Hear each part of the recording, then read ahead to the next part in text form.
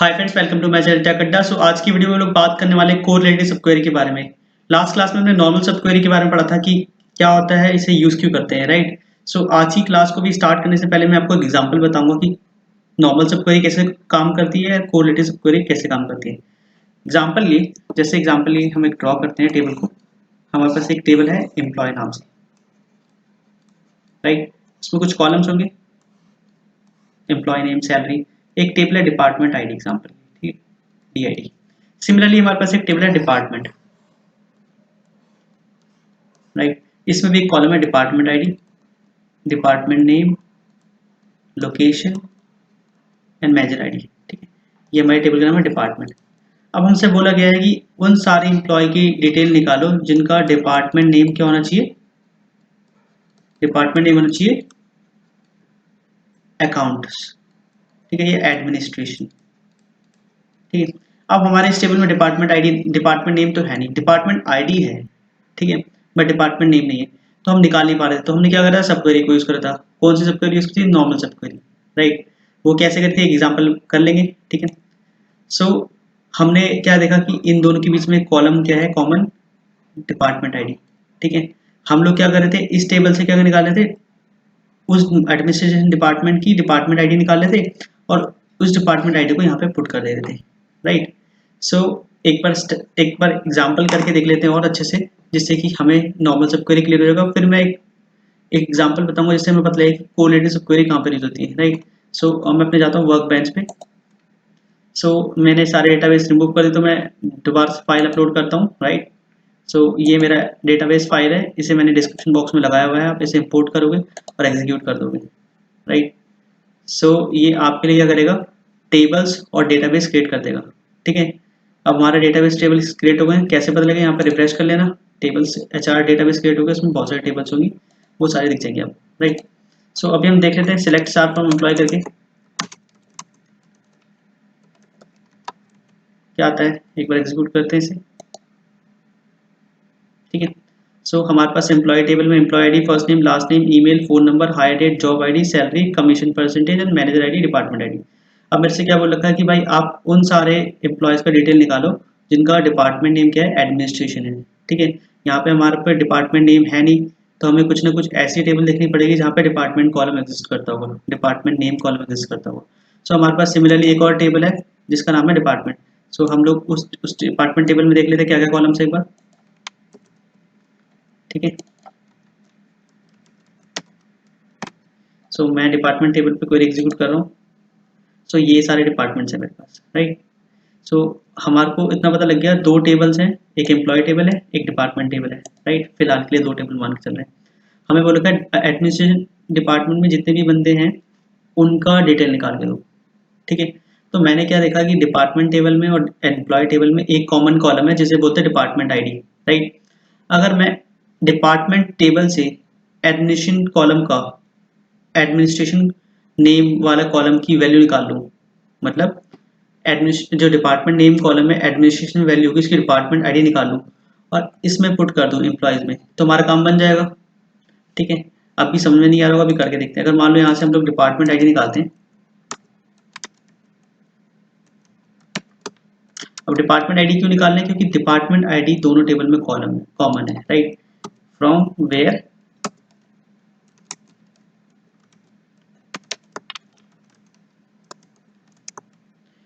मैं इस पे एक्सप्लेन करूंगा कैसे हो रहा है काम, ठीक है। मैंने वैसे लास्ट क्लास में एक्सप्लेन कर दिया था, फिर भी जस्ट आपको इसलिए बता रहा हूँ क्योंकि जो सब क्वेरी है, कोरिलेटेड सब क्वेरी है, उसको समझने के लिए ये आपको कॉन्सेप्ट पता होना चाहिए, क्योंकि अदरवाइज आपको कंफ्यूजन होगी कि क्या है।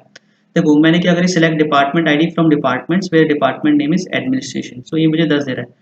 ये मैंने ऐसा क्यों लिखा यहाँ पे, डिपार्टमेंट आईडी क्यों लिखा, क्योंकि डिपार्टमेंट आईडी दोनों टेबल में कॉमन था, ठीक है। और मुझे वो निकाला है, हर एम्प्लॉय की डिटेल निकाली है जिसका डिपार्टमेंट नेम एडमिनिस्ट्रेशन हो, राइट। सो इतनी क्वेरी तो हमें लिखनी आती है, इतनी क्वेरी तो हमें आती है लिखनी, ठीक है।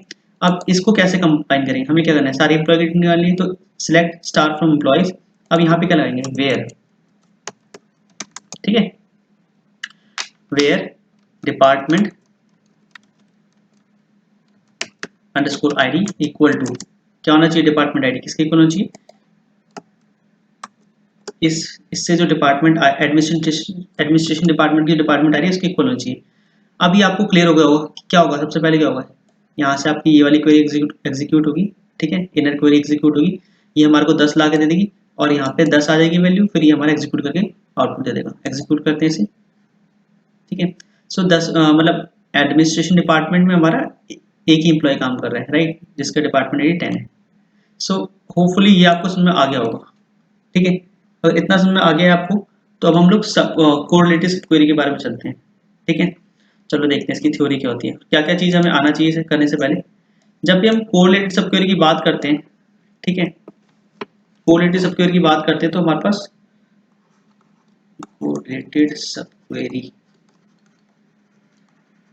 हमारी प्रॉब्लम की जो स्टेटमेंट होगी बिल्कुल चेंज हो जाती है। जैसे एग्जांपल ये टेबल है मेरे पास एम्प्लॉय, ठीक है, ये टेबल है मेरे पास डिपार्टमेंट, ठीक है। अब हमारे पास प्रॉब्लम क्या होगी, हमें वो डिपार्टमेंट के नाम निकाल के दो जिनमें एम्प्लॉय काम करते हैं। दोबारा रिपीट करता हूँ, हमें वही डिपार्टमेंट के नाम निकाल के दो जिनमें कम से कम एक एम्प्लॉय काम करता हो। अब इसे समझते हैं क्या हो रहा है। देखो, जैसे आपके पास एक कंपनी है, ठीक है, एक कंपनी में 10 डिपार्टमेंट है, ठीक है। जब कंपनी बनी तो उन्होंने डिसाइड किया कि हमारे पास 10 डिपार्टमेंट होंगे, राइट। फिर उन्होंने एम्प्लॉयज हायर करने स्टार्ट करे, ठीक है। 5 डिपार्टमेंट में एम्प्लॉय भर गए, ठीक है, बाकी 5 जो डिपार्टमेंट है वो मेरे पास खाली पड़े हुए हैं। तो अब उसने बोल रखा है कि भाई आप वो सारे डिपार्टमेंट निकाल के दो जिसमें एम्प्लॉय काम कर रहे हैं, राइट, खाली वाले डिपार्टमेंट मुझे नहीं चाहिए।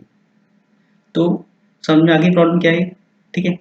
सो अब इस प्रॉब्लम को सॉल्व करने के लिए ना हमारे को 2 कीवर्ड हमें पता होने चाहिए, एक है एग्जिस्ट और एक है नॉट एग्जिस्ट। इसे एक्सप्लेन करने के बाद मैं कोरिलेटेड सब क्वेरी किस तरीके से काम करती है वो आपको एक्सप्लेन करूंगा, ठीक है। पहले हम समझते हैं कि इन 2 कीवर्ड को क्या यूज होता है, ठीक है। सबसे पहला कीवर्ड मैंने क्या बोला है आपको, एग्जिस्ट्स, ठीक है। अब इसे समझते सिंपल सा, एग्जिस्ट का मतलब क्या होता है कि कोई चीज होना, ठीक है। जैसे मान लो एग्जांपल ये हमारे पास ये क्वेरी है, ठीक है, ये मान लो ये एक बॉक्स है, सिंपल सी लैंग्वेज में ये भी एक बॉक्स है, ठीक है, और यहाँ पे लगा है एग्जिस्ट, ठीक है। इसका मतलब ये होगा यहाँ पर, ठीक है। सबसे पहली बात हम एग्जिस्ट को कंडीशन में लगाएंगे हमेशा। अगर इस बॉक्स में ब्लू कलर की बॉल है तो ही ये पार्ट को हम कंसिडर करेंगे, ठीक है। मान लो एग्जांपल आपके पास दो बैग पड़े हुए हैं, एक में ब्लू बॉल्स पड़ी हुई है, एक में कुछ कलर की बॉल्स पड़ी हुई हैं। तो हमें बोला था भाई ये बैग तभी माना जाएगा, ये वाला बैग तभी मान लिया जाएगा जब इसमें ब्लू बॉल्स एग्जिस्ट करेंगी। अगर इसमें ब्लू बॉल्स एग्जिस्ट होगी तो इसको लेंगे हम लोग, इसमें ब्लू बॉल एग्जिस्ट नहीं करेगी तो हम इसको नहीं लेंगे, ठीक है। अब इस एनालॉजी को कन्वर्ट करते हैं सीक्वल क्वेरी में। मान लो यहाँ पे एक एसक्यूएल क्वेरी लगी हुई है, सिलेक्ट क्वेरी लगी हुई है, ठीक है, सिलेक्ट एसक्यूएल क्वेरी लगी हुई है, और यहाँ पे भी एक सिलेक्ट एसक्यूएल क्वेरी लगी हुई है, ठीक है। 2 सिलेक्ट एसक्यूएल क्वेरी लगी हुई है हमारे पास क्योंकि सब क्वेरी कर रहे हैं, उनके बीच में एग्जिस्ट लगा हुआ है, ठीक है। अगर यहाँ पर से अगर कुछ वैल्यू आती है रिटर्न, हो यहाँ पर कुछ वैल्यू रिटर्न होती है तो ही ये वाली क्वेरी चलेगी, तो लेफ्ट वाली क्वेरी चलेगी। अगर यहाँ से कोई वैल्यू नहीं आती है तो ये क्वेरी भी नहीं चलेगी। मतलब एग्जिस्ट का मतलब क्या है कि अगर राइट साइड वाली क्वेरी अगर कुछ वैल्यू देगी तभी लेफ्ट वाली क्वेरी चलेगी, नहीं तो नहीं चलेगी, ठीक है। नॉट एग्जिस्ट इसका उल्टा है, अगर लेफ्ट वैल्यू कोई नहीं देगी वैल्यू तो ये चलेगी, और ये वैल्यू देगी तो ये नहीं चलेगी, ठीक है। इसे प्रैक्टिकली देखते हैं एक बार, अच्छे से क्लियर हो जाएगा कि क्या है कैसे है, ठीक है। सो एक बार इसका स्ट्रक्चर देख लेते हैं किस तरीके से, ठीक है। हमारा क्वेश्चन क्या है, क्वेश्चन एक बार रिपीट करता हूँ, मैं एक बार लिख के देता हूँ आपको, ठीक है। नोट पैड पर लिखता हूँ जिससे कि आपको ज़्यादा क्लियर हो जाएगा इसमें, ठीक है। शो, थोड़ा जूम इन कर लेता हूँ उसे, only those departments where employee exist, मतलब वही डिपार्टमेंट के नेम बताओ जहाँ पे एम्प्लॉय एग्जिस्ट करता है, राइट। सो अब हम इससे किस तरीके से करेंगे, सबसे पहले हमें डिपार्टमेंट की डिटेल दिखानी है, तो सिलेक्ट स्टार फ्रॉम डिपार्टमेंट्स, ठीक है। डिपार्टमेंट को मैंने एलिस दिया डी, राइट। इससे क्या होगा, हमारे सारे डिपार्टमेंट आ जाएंगे जिनमें एम्प्लॉय काम कर रहे भी है जिनमें नहीं भी कर रहे हैं, राइट। अब हमें क्या करना है, अब देखो डिपार्टमेंट और एम्प्लॉय में क्या कॉमन कॉलम है, एम्प्लॉय कॉलम कॉमन है, ठीक है। तो हम क्या करेंगे, सिलेक्ट, ठीक है, स्टार फ्रॉम एम्प्लॉयज, ठीक है, वो मैंने ई दिया, ठीक है, where E dot department ID is equal to D dot department ID. अभी मैं आपको ना बिल्कुल बेसिक बताऊंगा क्या क्या करने वाला हूं मैं, ठीक है, ठीक है। देखो यहाँ पे मैं क्या कर रहा हूँ कि आप सारे एम्प्लॉयज को दो, अगर मान लो मैंने ये वाली क्वेरी चलाई, अगर ये वाली क्वेरी मैं लिखूंगा तो आपको दिमाग में कुछ आना चाहिए कि ये कौन सी टॉपिक से रिलेटेड है, क्योंकि मैंने ये करवाया हुआ है। ये देखोगे आप, ये ज्वाइन से रिलेटेड है, ठीक है। ज्वाइन में क्या करा था हमने, दो टेबल होती हैं, कॉमन कॉलम के बेस पे कंडीशन बनाते हैं और ज्वाइन करते हैं। तो हमने बोला है सिलेक्ट स्टार फ्रॉम एम्प्लॉयज, ठीक है, ई डिपार्टमेंट डी, ठीक है, डिपार्टमेंट्स दो टेबल है हमारे पास, एक एम्प्लॉयज टेबल है जिसको हमने एलियास दिया ई, डिपार्टमेंट टेबल को दिया है D, where E dot department ID equal to D dot department ID, ठीक है। एम्प्लॉय की जो डिपार्टमेंट आईडी और डिपार्टमेंट की डिपार्टमेंट आईडी अगर मैच करिए तो वो डेटा दिखा दो, ये तो हमने जॉइन में पढ़ लिया था अच्छे से, ठीक है।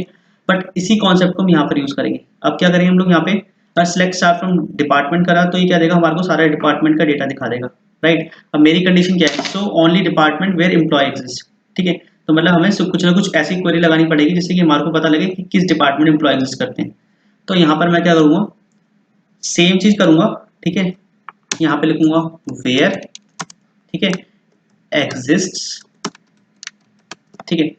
हमें अगर इस क्वेरी से कुछ डेटा मिलता है तभी आप डिपार्टमेंट आईडी दो, ठीक है। इस कॉलम से डेटा कब मिलेगा मुझे, जब हमारा एम्प्लॉय आईडी और डिपार्टमेंट आईडी मैच कर रहा होगा, मतलब ऐसे टेबल ऐसे कॉलम निकल के आएंगे जिनमें एम्प्लॉय एग्जिस्ट करता है, ठीक है। इतना क्लियर है अपने को, ठीक है। अब इसको थोड़ा सा ट्वीक करूंगा, देखो डिपार्टमेंट्स को ऑलरेडी मैं डी दे चुका हूं तो मुझे यहाँ पर डिपार्टमेंट्स को नहीं लिखना है, मतलब जब भी आप एक कॉलम को ऊपर लिख चुके हो तो दोबारा लिखने की जरूरत नहीं है आपको, ठीक है। इतना क्लियर है अपने को, इतना अपने को बिल्कुल अच्छे से क्लियर है, ठीक है। और जब भी हम दो क्वेरी को जोड़ते हैं तो सेकंड क्वेरी को हम सर्कुलर ब्रैकेट में रखते हैं, ठीक है, ठीक है। इतना मेरे ख्याल से आप लोगों को क्लियर हो गया होगा कि हमने क्या करा, select star from department where exist, यही फॉर्मेट चलेगा। आप चेक, अगर ये क्वेरी अगर कुछ देती है तभी आप डिपार्टमेंट दिखाओ, नहीं तो मत दिखाओ। और ये क्वेरी कब देगी वैल्यूज, जब हमारे डिपार्टमेंट एम्प्लॉय आईडी और डिपार्टमेंट आईडी, एम्प्लॉय की डिपार्टमेंट आईडी और डिपार्टमेंट की डिपार्टमेंट आईडी का कॉमन वैल्यू आएगी, राइट। सो इस तरीके से हमारी क्वेरी काम करेगी, ठीक है। अगर यहाँ पे मैं स्टार लगाता हूँ तो ये मुझे एम्प्लॉय के भी सारे कॉलम दे देगी और डिपार्टमेंट के भी सारे कॉलम देगी। मेरे को डिपार्टमेंट के सारे कॉलम चाहिए तो क्या लगाऊंगा, डी डॉट स्टार, मतलब डी क्या है, एलियास डी टेबल का सारे कॉलम दिखाओ, राइट। अगर हम इस क्वेरी को एक बार रन करके देखते हैं, ठीक है, नहीं आएगा मुझे पता है समझ में, पहली बार में मैं दोबारा से एक्सप्लेन कर दूंगा इस चीज को कि कैसे क्या कहानी चल रही है, ठीक है। मैं सारा हटा रहा हूँ, पेस्ट मारा मैंने सारा कुछ, ठीक है। थोड़ा सा मैं इसे, ठीक है, इसे मैं थोड़ा सा क्लीन कर देता हूँ जिससे कि क्लियर हो जाएगा, ठीक है, ठीक है। ये मैंने जो क्वेरी लिखी थी वही मैंने क्वेरी लिखी है। अब मैं इसे एग्जीक्यूट करूंगा, ठीक है। तो ये सारे डिपार्टमेंट्स हैं जिनमें एम्प्लॉय एग्जिस्ट करते हैं, ठीक है, 10 20 30 40, ठीक है। तो मेरे पास प्रॉब्लम स्टेटमेंट क्या थी उसको एक बार समझते हैं दोबारा से, ठीक है। प्रॉब्लम स्टेटमेंट ये थी, मेरे पास मान लो डिपार्टमेंट टेबल है जिसमें बहुत सारे डिपार्टमेंट है, लेट्स से 20 डिपार्टमेंट्स है, और एक एम्प्लॉय टेबल है जिसमें एम्प्लॉय का डेटा पड़ा हुआ है, ठीक है। अब मेरे 20 डिपार्टमेंट में से कुछ ही डिपार्टमेंट ऐसे हैं जिनमें एम्प्लॉय काम कर रहे हैं, तो मुझे वो लगा भाई उन्हीं डिपार्टमेंट को दिखाना है, ठीक है। तो मैंने क्या करा, डिपार्टमेंट टेबल के सारे कॉलम उठा दिए, ठीक है। कब उठाए हैं, कंडीशन लगाई वेयर एग्जिस्ट लगाना है। एग्जिस्ट लगाने का मतलब क्या है, अगर ये क्वेरी रन करके आपको कुछ डेटा देगी तभी डिपार्टमेंट देगा आपको। और ये क्वेरी कब एग्जीक्यूट होगी, ये क्वेरी कब डेटा वैल्यू रिटर्न करेगी, जब हमारे एम्प्लॉय और डिपार्टमेंट टेबल में डेटा पड़ा होगा, मतलब इसकी डिपार्टमेंट आईडी में, इसकी डिपार्टमेंट आईडी में कुछ डेटा पड़ा होगा, राइट। अब बात करते हैं कि क्वेरी एग्जीक्यूट कैसे होगी, मतलब पहले कौन सी क्वेरी एग्जीक्यूट होगी, बाद में कौन सी क्वेरी एग्जीक्यूट होगी। सबसे पहले ये एग्जीक्यूट हुई हमारी सिलेक्ट स्टार फ्रॉम डिपार्टमेंट, ठीक है। ये पहले आउट, इसे बोलते हैं हम लोग आउटर क्वेरी एग्जीक्यूट हुई, राइट।